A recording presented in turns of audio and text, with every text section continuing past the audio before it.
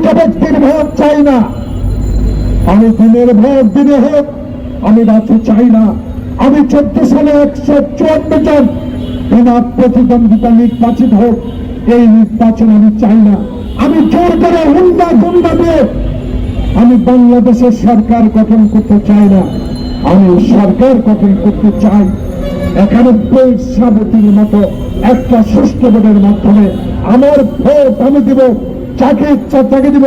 এর বাংলাদেশের তারেক রহমান বলেছে, আমি আমার প্রজন্মে যারা 14 সাল থেকে ভোটার হয়েছেন তারা একদিনে ভোট কেন্দ্রে যেতে পারেন নাই, আমি সেই কোটাতে ভোট পাওয়ার অধিকার ফেরত চাই। ইতিহাস এদেশের মানুষ বলবে না, এদেশের মানুষ আপনার বাবার 1 মিনিটের গণতন্ত্র হত্যার কথা ভুলবে না। তাই আজকে আপনার এই অবস্থা ভারতে বসে আজকে আপনার জন্মদিনে আপনাকে বলতে হয় আপনারা করেন, আমি আছি।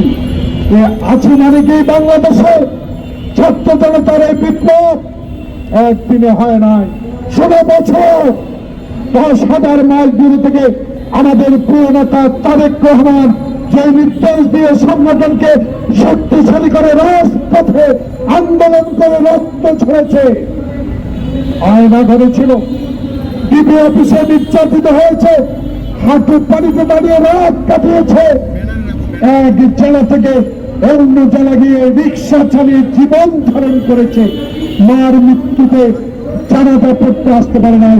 সেই কর্মীর নেতা তারেক রহমানের নির্দেশে বাংলাদেশে 16 বছর আন্দোলন করে সে আন্দোলনের সমর্থনে জুলাই আগস্টের বিপ্লব, সেই বিপ্লবের তরুণ সমাজ আপনাদেরকে স্বাগত অবশ্যই জানাবে। অবশ্যই আপনাদের রাজনীতি ক্ষেত্রে এসে মানুষের সেবা করার অধিকার আপনার আছে, কিন্তু এই অধিকার আপনাকে আমরা দিতে চাই না। কারণ আমরা 16 বছরের আয়না ধরে 16 বছরের রাস্তায় নিগৃহীত হয়েছি, তাদের বিরুদ্ধে কথা বলা মানে জনগণ থেকে আপনি বিচ্ছিন্ন করা। তাই আপনার রাজনীতি করুন, আমাদের কোনো আপত্তি নয়, কিন্তু আরেকটি প্রমাণ হবে।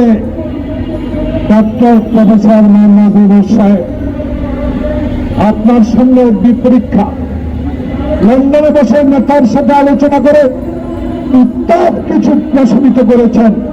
ফেব্রুয়ারিতে নির্বাচন হোক, সকলেই আমরা চাই।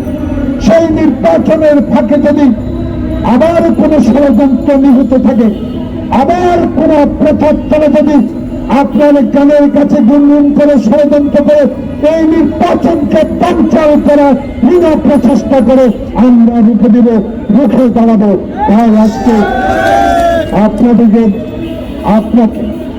বলতে চাই, 1991 সালে শাহাবুদ্দিন এইভাবে বসে খানিয়ে আনসার দিয়ে একজন পুলিশ দিয়ে নির্বাচন করেছেন। আমরা আশাবাদী, আমরা আপনার কাছে আশা, আপনার কাছে চাই